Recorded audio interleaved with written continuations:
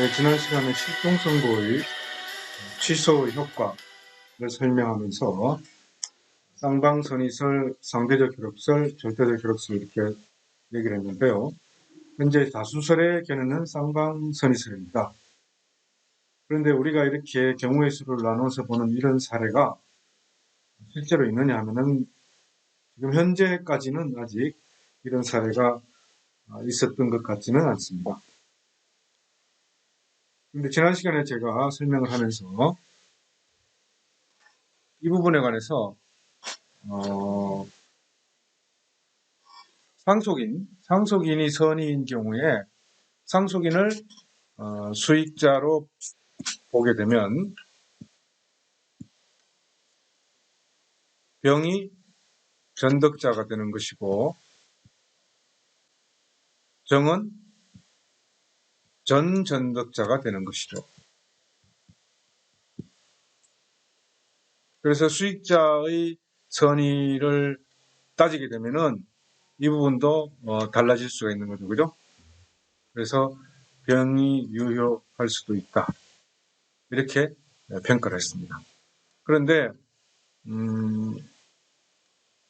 상속인을 수익자로 볼 것이냐 아니면 단순 상속인으로 보고 상속인으로부터 다시 수익자가 생기고 다시 전덕자가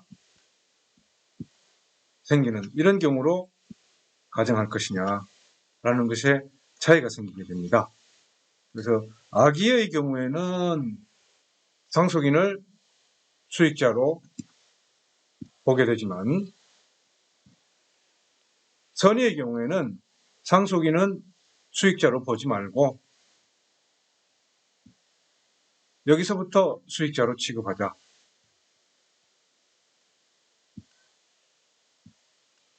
라고 하게 되면은 이 쌍방선의설이나 상대적 효력설, 절대적 효력설의 의미가 달라지게 됩니다. 그리고 기본적으로 상속이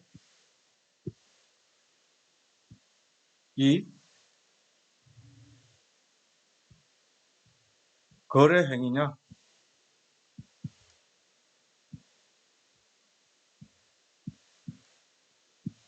아니냐를 어떻게 보느냐에 따라서 달라질 수가 있습니다. 상속은 거래 행위가 아닐 수도 있겠죠, 그죠? 그래서 상속인을 수익자로 파악하느냐 아니면 단순 상속인으로 보고서 상속인 이후에 최초의 거래 행위자를 수익자로 보느냐 이 차이에 따라서 이 학설의 경우의 수가 또 달라질 수도 있습니다. 그래서 지금 여기에 표시된 것이 모든 경우의 수를 다 정리하는 그런 정답이라고는 볼 수 없고 경우의 수에 따라서 달라질 수도 있다라는 얘기를 드립니다. 다음 행위 능력으로 가겠습니다. 행위 능력. 권리 능력 다음에 행위 능력이죠. 그런데 행위 능력은 법률 행위, 독자적인 법률 행위를 할 수 있는 능력을 말합니다. 현재로는 19세 성년이 되어야만 독자적인 법률 행위를 할 수 있습니다. 따라서 19세 미만인 미성년자를 제한 능력자라고 합니다. 그리고 피성년 후견인, 피한정 후견인도 제한 능력자입니다.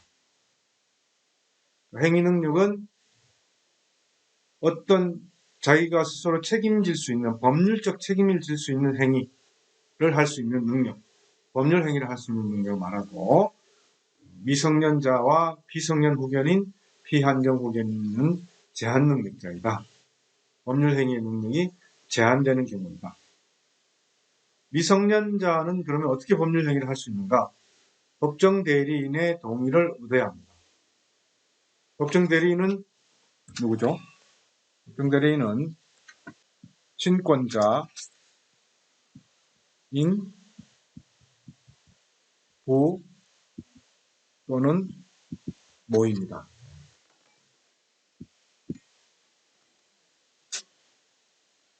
동의가 없는 경우 미성년자 본인이나 법정 대리인은 취소할 수 있습니다. 나중에라도. 상대방이 상당히 미성년자 인지 아닌지를 확인하고 미성년자인 경우는 굉장히 주의를 해야 되죠. 나중에 취소를 해버릴 수 있으니까. 그런데 미성년자가 이런 법정 대리인의 동의 없이 할 수 있는 법률 행위가 있습니다. 단순히 권리만을 얻거나 의무를 면하는 행위, 그리고 범위를 정해서 처분이 허락된 재산의 처분 행위, 영업이 허락된 경우에 그 영업에 관한 행위, 대리행위, 유언행위, 유언행위는 17세, 18세의 미성년자가 가능합니다. 16세 미만 이하는 또 안 됩니다. 근로계약 이후의 임금 청구, 근로계약은 15세, 16세, 17세, 18세의 경우는 법정 대리인의 동의를 받아서 근로계약을 체결할 수 있죠. 자, 그런 근로계약을 체결한 이후에 체불임금이 생겼다. 그러면 체불임금에 대한 청구는 단독으로 할 수 있습니다. 14세 이하의 미성년의 경우에는 아예 근로계약이 금지가 됩니다. 그래서 근로계약 이후에 임금 청구에 관한 것은 15세에서 18세까지의 미성년자를 말합니다. 이런 경우는 법정 대리인의 동의 없이도 단독으로 법률 행위를 할 수 있습니다. 그리고 미성년자의 법정 대리인은 미성년자가 법률 행위를 하기 전에는 동의와 허락을 취소할 수 있습니다. 그러니까 동의를 해줬는데 너 그런 거래 행위를 해라 라고 해줬는데 아직 법률 행위 하기 전이라면 취소할 수 있고, 그리고 미성년자와 맺은 계약은 법정 대리인의 추인이 있을 때까지 상대방이 그 의사표시를 철회할 수 있습니다. 그러나 상대방이 계약 능력 당시에 제한 능력자, 즉 미성년자임을 알았을 경우에는 철회하지 못합니다. 미성년자가 자기가 성년자라고 속여서, 그래서 자기를 행위 능력자로 믿게 한 경우, 혹은 속임수로서 법정 대리인의 동의가 있는 것처럼 믿게 한 경우에는 취소할 수 없습니다. 그리고 이 법정 대리인의 추인이나 혹은 동의와 허락의 거절의 의사표시는 미성년자와 거래한 상대방에게 해야 됩니다. 그런데 속임수라는 것은 고도의 지능적 행위가 수반되는 것이어야 하지, 단순한 거짓말, 상대방이 보고도 뻔히 저 친구 미성년자 아닌 것 같은데 그냥 거짓말 하는 것 같다. 제 덩치나 제 머리 길이나 아니면 제 얼굴 모양으로 봐서 성년자인 것 같지 않습니까? 라고 하는 정도의 단순한 거짓말은 속임수에 해당되지 않습니다. 그래서 속임수로서 자기가 행위 능력자인 것처럼 한 경우에는 취소할 수 없습니다. 자, 여기서 우리가 거래 당사자는 부모가 있죠. 그리고 미성년자가 있습니다. 그리고 미성년자와 거래한 상대방이 있죠. 미성년자와 상대방과의 거래에서 상대방이 미성년자임을 알았거나 미성년자와 상대방의 거래에서 부모의 동의를 받아야만 이 거래가 유효하게 성립될 수 있는 거거든요. 둘이 서로 미성년자와 상대방이 약속만 했고 아직 거래를 하기 전이다. 전이라 그러면 법정 대리인은 동의나 허락을 취소할 수 있습니다. 그리고 미성년자의 동의를 받아와라 라고 미성년자에게 얘기를 한 상대방은 그 동의가 있기 전까지는 철회할 수 있습니다.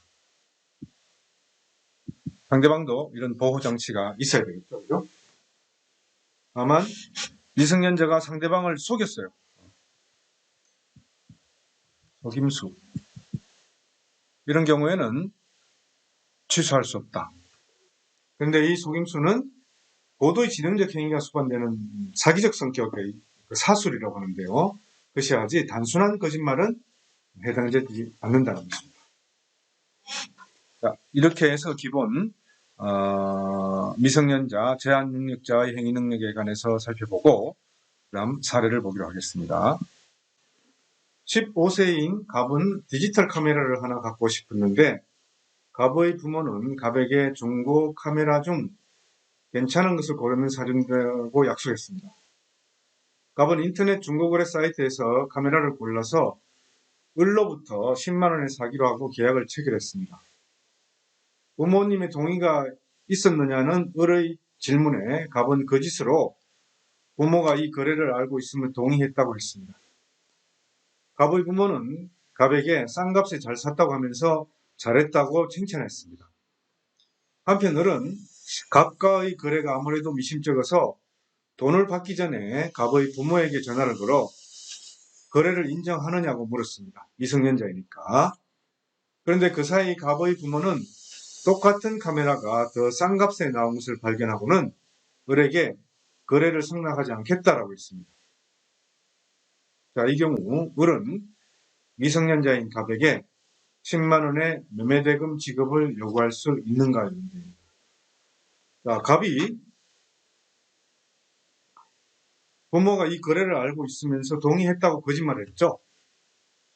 자, 이 거짓말이 속임수가 되면은 갑의 부모는 갑의 법률 행위를 취소하지 못합니다. 그런데 이런 정도의 속임수는 단순한 거짓말이다. 사기적 방법에 의한 사술로 볼 수 없다. 라고 한다면 갑의 부모는 취소할 수 있죠. 그런데 카메라 구입이라는 사실을 알리자 부모로부터 잘 샀다고 인정을 받았습니다. 그죠? 미성년자인 갑이. 그런데 이 인정받는 거, 사후에 인정받는 걸 추인이라고 그러죠. 이 추인은 자기 아들인 미성년자 갑에게 하는 것이 아니고 상대방 즉 을에게 해야 유효한 거죠. 근데 을이 미심쩍어서 갑의 부모에게 전화로 확인한 것은 미성년자와 거래한 상대방이 최고권을 행사한 것이고 이 거래를 승인하겠느냐라고 물어본 것이죠. 갑의 부모는 더 나은 조건을 발견하고 추인을 거절한다고 답변했던 거죠. 결국은 을의 매매대금 청구권은 이 거래 행위가 취소되었기 때문에 소멸됩니다. 단 반대급부인 카메라를 넘겨줄 그런 의무도 소멸되는 것이죠. 이제 앞뒤가 연결이 됐습니까? 행위능력, 제한능력자, 그리고 제한능력자의 거래 행위에 대한 법정 대리인의 동의와 허락, 그리고 상대방의 최고권, 그리고 상대방의 철회권, 이런 등등과 관련된 문제였습니다.